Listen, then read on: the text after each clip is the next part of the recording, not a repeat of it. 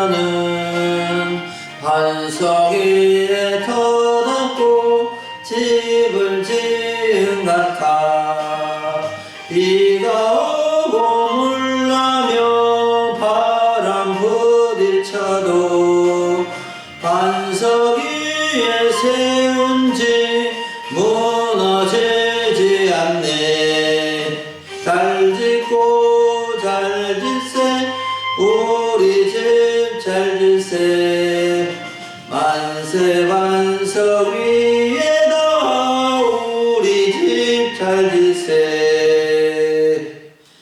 아멘. 할렐루야. 오늘 2022년 12월 11일 12월의 두 번째 주일을 맞이해서 하나님의 말씀 같이 듣기로 원합니다. 오늘 하나님의 말씀은 창세기 25장 19절부터 24절을 본문으로 에서와 야곱의 출생과 삶이라는 제목으로 말씀을 전하고자 합니다. 사랑하는 여러분, 우리 사람은 생로병사의 인생길을 가는데 그 출생과 삶은 신비스러운 일들이 참 많이 있습니다. 한 생명이 태어나는 것, 한 사람이 살아가는 여정은 평범한 것처럼 보여도 보이지 않는 손길이 있다는 것을 우리는 느끼게 됩니다. 사람들 중에 자신이 우연히 이 세상에 왔다가 우연의 연속 속에서 살다가 이 세상을 떠난다고 생각하는 사람이 있고, 하나님의 뜻과 섭리 가운데서 태어나서 이 세상을 살다가 떠난다고 믿는 사람도 있습니다. 오늘 말씀은 에서와 야곱의 출생과 삶인데, 에서와 야곱은 믿음의 조상 아브라함의 손주들이자 이삭과 리브가 가정의 쌍둥이 아들들입니다. 오늘 말씀을 읽어보면 이들의 출생에도 하나님의 섭리가 있었고 인도하심이 있는 것을 분명히 볼 수가 있습니다. 오늘 우리는 에서와 야곱의 출생과 삶을 통해서 우리의 삶이 자녀들에게 어떤 영향을 끼치는지, 또 하나님은 사람들의 출생과 삶에 어떻게 섭리하시고 도우시는지를 이렇게 배우고자 합니다. 마음문을 활짝 열고 은혜의 말씀 붙잡는 시간이 될 수 있기를 간절히 바랍니다. 첫 번째로 살펴볼 점은 기도로 쌍둥이 아들 에서와 야곱을 낳은 이삭과 리브가 부부에 대해서 살펴보기를 원합니다. 이삭은 아브라함이 100세에 얻은 독자인데 나이 40에 아름답고 현숙하고 부지런한 리브가와 결혼을 하였습니다. 이삭은 아내를 사랑하였고 리브가는 남편을 위로하며 행복한 가정을 이루면서 살아갔습니다. 그런데도 이상하게도 아이가 생기지를 않는 것이었습니다. 1년이 가도 5년이 가도 10년이 가도 15년이 가도 거의 20년이 되어가도 아이를 낳을 수 없게 된 것입니다. 여기서 여러분 퀴즈를 하나 내겠습니다. 이삭이 40세에 결혼을 하였는데 이때 아브라함의 나이는 몇 살이었을까요? 너무 쉬운 퀴즈죠? 100세를 더하면 됩니다. 아브라함의 나이가 140세였습니다. 그러면 이삭이 60세의 쌍둥이 아들 에서와 야곱을 낳았는데 이때 아브라함의 나이는 몇 살이었을까요? 160세입니다. 160세까지 살았고 160세에 독자 아들 이삭을 통해서 쌍둥이 손주를 보았는데 에서와 야곱을 본 후에 15년 더 살다가 아브라함은 175세에 이 세상을 떠나게 됩니다. 자, 그러면 이삭과 리브가가 쌍둥이 아들을 낳은 이야기를 좀 더 살펴보겠습니다. 이들이 결혼해서 20년이 다 되어가도록 아기를 낳지 못했을 때 어떻게 했습니까? 어떻게 발만 동동거리고 근심 걱정만 하고 있는 것이 아니었고, 또 시험관 아기나 또 대리모로 낳으려고 애써본 것도 아니었습니다. 21절에 보면 이삭이 그의 아내가 임신하지 못함으로 그를 위하여 여호와께 간구하매 여호와께서 그의 간구를 들으셨으므로 그의 아내 리브가가 임신하였더니 라고 말씀하고 있습니다. 여러분, 이삭이 아내가 임신하지 못함으로 어떻게 했습니까? 여호와께 간구하였고 하나님은 이삭의 간구를 들어주셔서 아내 리브가가 쌍둥이를 임신하도록 도와주셨습니다. 여러분, 이 짧은 한 절 속에 이삭과 리브가의 진면목을 볼 수 있고 우리 하나님은 생명의 주관자이신 것을 분명하게 나타내 주십니다. 이삭은 늦은 나이 40에 결혼을 하였고 아버지는 140세 늙은 노인이었는데 얼마나 자녀가 급하였을 것인데 끝까지 기다리며 하나님께 간구한 것입니다. 간구는 간절히 구하는 기도를 말하는데 응답될 때까지 간절히 기도한 것입니다. 1년도 기도하기 어려운데 5년이 아니라 10년이 아니라 거의 20년을 간구한 것입니다. 남편이 이렇게 기도하는데 아내 리브가는 기도를 안 했을까요? 어찌 보면 리브가가 더 간절히 기도했을 것입니다. 여러분, 이렇게 기도하는 것이 쉬울까요? 결코 쉬운 일이 아닙니다. 며칠 기도하면, 몇 년 기도하면 응답받는다는 기약도 있으면 기도할 수 있을 것입니다. 응답의 기약을 알 수 없는 상황에서 계속 기도한다는 것은 보통 어려운 것이 아닙니다. 사람들이 금방 기도해서 응답받는 경우도 있지만 정말로 기도 응답이 수년을 기다려도 잘 되지 않고 마지막에 하나님께서 또 역사하시는 경우를 보게 됩니다. 그런데 하나님은 이토록 왜 늦게 응답해 주실까요? 믿음의 훈련과 연단을 시키기 위함이라고 볼 수 있습니다. 이삭의 아버지 아브라함은 75세부터 100세까지 25년 동안 믿음의 조상으로서 훈련을 받았는데 이삭은 5년 적게 20년을 훈련받았습니다. 하나님은 이삭을 20년 동안 기도 훈련을 통해 믿음의 2대 조상으로 세우시고자 하신 것입니다. 여러분, 하나님을 믿는 사람들은 삶 속에서 훈련을 받습니다. 하나님은 우리의 생활 속에서 믿음의 훈련을 시키시고 믿음의 연단을 시켜서 믿음의 사람으로 더 성장시키시기를 원하시는 것입니다. 하나님을 믿는다고 똑같은 훈련을 받는 것이 아닙니다. 어떤 사람은 결혼을 해서 바로 임신해서 자녀를 낳은 사람도 있을 것입니다. 어떤 사람은 결혼을 해서 몇 년 만에 자녀를 낳은 사람도 있을 것입니다. 어떤 사람은 하는 일마다 잘 안 되고 실패하다가 언제부터 일이 잘 되어서 확 풀리는 경우도 있을 것입니다. 사랑하는 여러분, 우리는 어떤 중요한 문제, 중요한 일을 앞두고 기도해야 합니다. 어떤 권사님은 평상시에도 기도하시지만 자녀나 손주의 중요한 일이 있으면 작정하고 기도하러 오시는 분이 있습니다. 그런데 그렇게 중요한 문제를 앞두고 기도하지 않는 분들도 많습니다.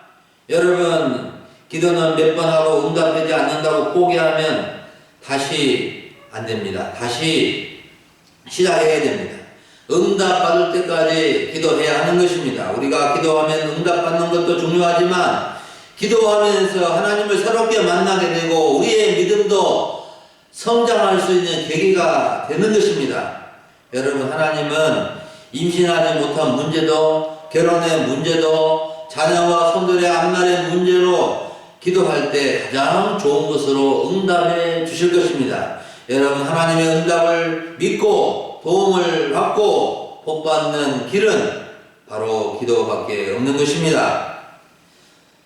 우리 금요일 소망교회 성도님들은 정말로 간절히 기도해서 하나님의 도우심을 잊고 인도함 받는 믿음의 삶을 살아갈 수 있기를 간절히 바랍니다. 두 번째로 살펴볼 점은 에서와 야곱의 개성과 부모의 편애에 대해서 살펴보므로 교훈을 얻고자 합니다. 이삭의 아내 리브가가 임신을 하였는데 한 가지 근심이 생겼습니다.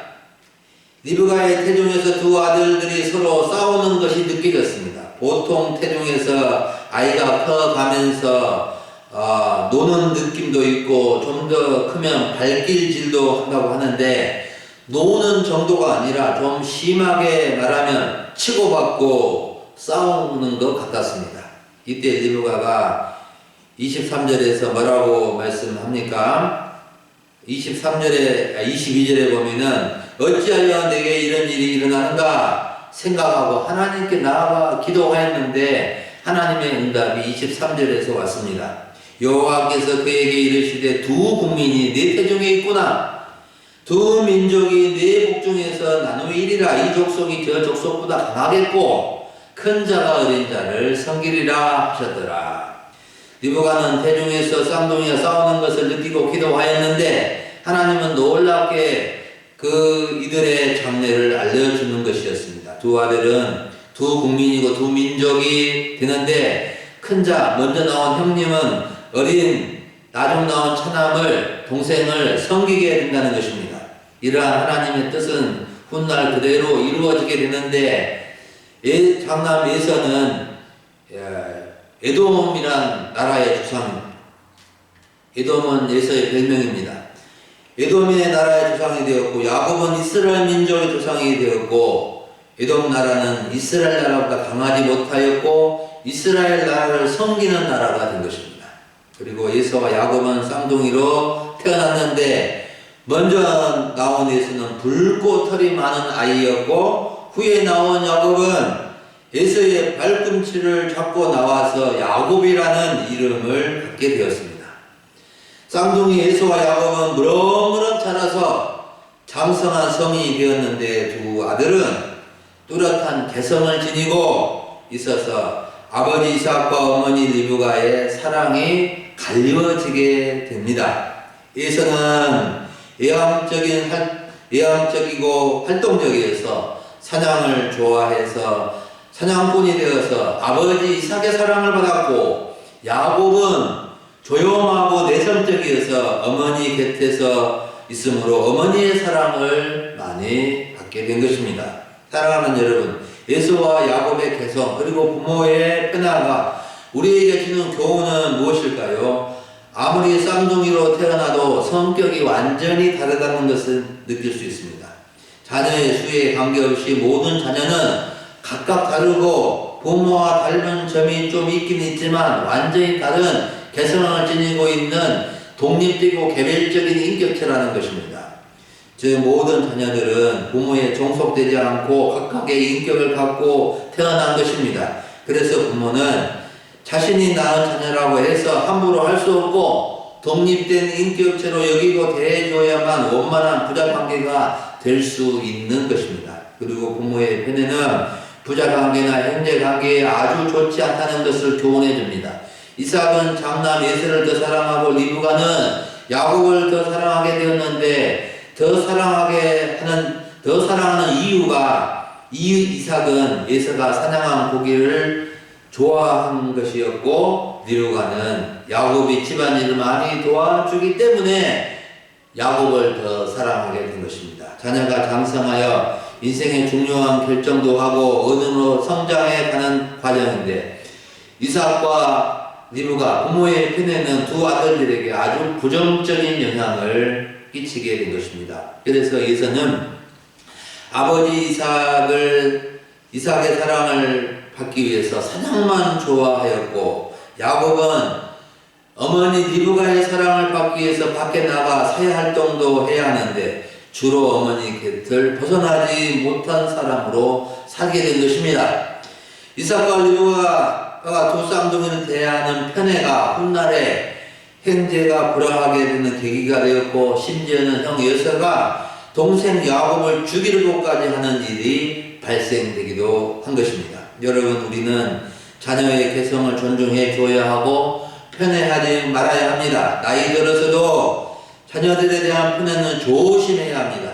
당연히 잘 해주는 자녀가 더 좋지만 잘 해주지 못한 자녀도 똑같은 자녀이기에 사랑하는 것이 편애하지 않는 것이 지혜입니다. 부모의 역할을 다하는 것이 결코 쉬운 일이 아니지만 부모의 마음에 들지 않는 부분이 있어도 끝까지 사랑해주고 품어주어야 하고 부모로서 또한 좋은 충고를 지혜롭게 할 수 있어야 하는 것입니다.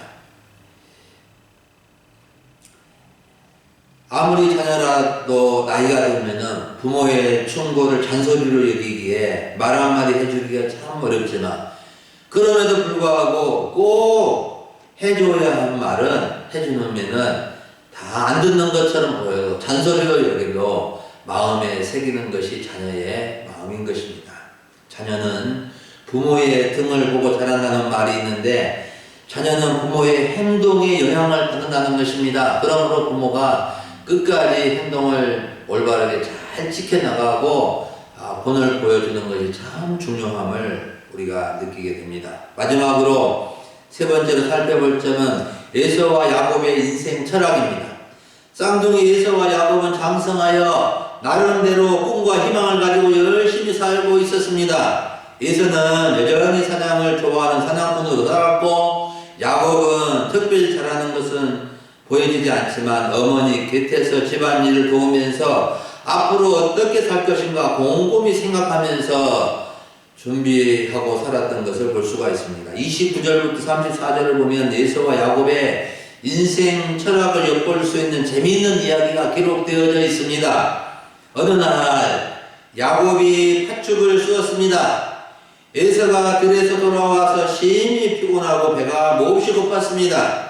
이때 동생 야곱이 쏜 팥죽 냄새가 진동을 한 것입니다. 그래서 동생 야곱에게 내가 피곤해 죽겠으니 팥죽을 좀 달라고 에서가 요청을 합니다. 그런데 야곱의 반응은 아주 냉정하고 계산적이었습니다. 순수히 형 배가 많이 고픈가 보구나 하고 여기 많이 먹어주는 것이 아니라 뭐라고 말합니까?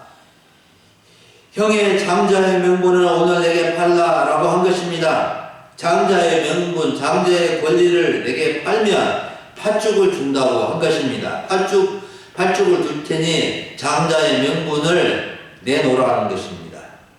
이때 에서는 아이고 내가 배가 고파 죽게 되었는데 그까지 장자의 명분이 무엇이 유익하겠는가? 이때 야곱이 말합니다. 그렇다면 오늘 그 명분을 나에게 주겠다고 맹세하라. 이에 에서는 생각 없이 맹세하고 장자의 명분을 야곱에게 팔아버리고 맙니다. 에서는 야곱에게서 떡과 팥죽을 사서 먹고 일어나 나갔는데 창세기 성경의 저자는 에서의 행동에 대해서 이처럼 에서는 장자의 명분을 가볍게 여겼다라고 말씀을 해주고 있습니다. 사랑하는 여러분, 에서와 야곱이 장자의 명분을 팥죽으로 팔고 사는 이야기가 좀 장난기처럼 생각할 수도 있을 것입니다. 하지만 이 이야기는 사소한 장난기 이야기가 결코 아닙니다. 에서와 야곱은 무엇이 중요하고 어떻게 살아가야 하는지를 스스로 결정할 수 있는 장성한 성인이 되었기에 이러한 결정은 이들의 인생 철학에서 나온 것입니다. 여러분, 인생 철학이란 거창한 것이 아닙니다. 인생 철학이란 인생을 살아가는 신념이나 생각이나 가치나 믿음을 가리킵니다. 그래서 사람들은 다들 나름대로 인생 철학을 가지고 있습니다. 에서의 인생 철학은 장자의 명분을 가볍게 여기고 우선 배고프니 먹고 보자는 식입니다. 우선 바쁘니 바쁜 대로 살아야 되겠다. 야곱은 장자의 명분을 중하게 여기고 세상엔 공짜는 없다는 식으로 주도 면밀하게 살아가는 인생 철학을 가지고 있었습니다. 여러분, 인생 철학이 중요한 이유는 그 철학이 자신의 삶에 영향을 미치고 결국은 자신의 인생이 된다는 것입니다. 우리도 마찬가지입니다. 우리는 어떤 인생 철학을 가지고 살아야 할까요? 전도서 12장 13절 말씀에 보면은 사람의 본분은 하나님을 경외하고 하나님의 명령을 지키는 것이다.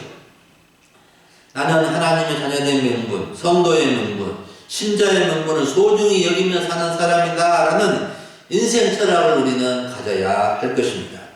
이런 명분, 이런 인생 철학을 가지고 사는 것이 후회 없는 인생을 사는 것이고 하나님이 기뻐하시는 인생을 사는 것입니다. 사랑하는 여러분, 오늘 우리는 에서와 야곱의 출생과 삶이라는 주제로 하나님의 말씀을 들었습니다. 여러분, 오늘 말씀을 통해서 우리가 들어야 할 말씀은 무엇일까요? 우리는 크고 작은 문제 앞에 기도해야 함을 배워야 합니다. 결혼한 지 20년 동안 임신하지 못한 아내를 위해서 기도하는 이삭의 끈질긴 기도를, 간절한 기도를 배워야 하고, 태중에 싸우고 있는 아들들을 위해서 기도하는 리브가의 기도의 지혜를 배워야 하고, 그리고 자기에게 잘해주는 자녀들에게 편애하면 안 된다는 것을 배우게 되고, 명분을 중요하게 여기는 인생 철학을 가져야 함을 배우게 되고, 무엇보다도 생명의 주관자이시고 섭리자이시고 우리를 진정으로 도우시는 하나님을 인정하고 믿고 신뢰하는 이 믿음을 가져야 할 것입니다. 여러분, 요즘 무슨 문제로 무슨 일로 기도하고 있습니까? 포기하지 말고 1년이고 5년이고 10년이고 20년이고 응답받을 때까지 기도할 수 있기를 바랍니다. 그리고 자녀들을 위한 하나님의 뜻이 무엇인지 묻는 기도를 할 수 있기를 바랍니다. 이런 경우에는 내가 어찌할꼬 하면서 하나님께 묻는 성도들이 되시기를 바랍니다. 그리고 자녀들을 다 아끼고 사랑하겠지만 편애를 조심하고 부모에게 잘해하지 못한 자녀들이라 할지라도 부모이기에 참 사랑으로 대하실 수 있기를 바랍니다. 어리고 철없는 에서와 야곱의 삶을 통해서 성경적인 인생 철학, 하나님 중심의 인생 철학을 가지고 이 세상을 살아가는 거룩한 성도님들이 다 될 수 있기를 간절히 바랍니다. 여러분, 하나님은 구하고 묻는 자에게 응답해 주시고 은혜를 베풀어 주십니다. 하나님은 사람에게 두신 뜻이 계십니다. 이삭과 리브가를 향한 뜻이 있으시고 에서와 야곱을 향한 뜻이 있으시고 우리를 향하신 하나님의 뜻이 있습니다. 우리가 하나님의 뜻 가운데 살아가는 길은 범사에 하나님을 인정하고 하나님의 뜻에 따라 순종하며 사는 것입니다. 하나님은 하나님의 뜻을 따라 살아가는 사람들을 사랑하시고 도우시고 은혜를 베풀어 주실 것입니다. 우리 금일 소망교회 성도님들은 깨어 기도함으로 하나님의 뜻과 섭리 가운데 살아갈 수 있는 복된 인생들이 다 될 수 있기를 주의 이름으로 축원합니다. 아멘. 기도하겠습니다. 하나님 아버지, 감사합니다. 오늘 12월의 두 번째 주일을 맞이해서 예배 드릴 수 있도록 도와주시고, 창세기 이 말씀을 통하여 에서와 야곱의 출생과 삶의 이 놀라운 비밀들을 저희가 통하여서 교훈을 얻게 해주시니 감사를 드립니다. 이삭과 리브가 가정이 이렇게 기도함으로 쌍둥이 아들을 낳고 또 하나님의 뜻 가운데서 정말로 하나님 아버지의 뜻을 발견하고 뜻 가운데 살아가게 모습을 통하여서 그 교훈을 얻게 해주시고 또 우리의 삶의 인생의 철학이 정말로 감정적이고 생각 없이 살아가는 것이 아니라 정말 하나님 중심의 인생 철학을 가지고 하나님의 뜻 가운데서 살아갈 수 있도록 도와주시기를 간절히 원합니다. 무엇보다도 가정의 자녀들과 또 자손들이 정말 하나님을 알고 하나님의 뜻 가운데 살아가도록 주여 참된 사랑으로 자녀들을 위해서 기도하고 그들을 주여 주의 자녀들로 살아가도록 이끄는 부모의 역할 잘 감당할 수 있도록 도와주시옵소서. 오늘 또 주님께 감사하며 예배드릴 수 있도록 인도해 주신 것을 감사하고 예수님의 이름으로 기도합니다. 아멘.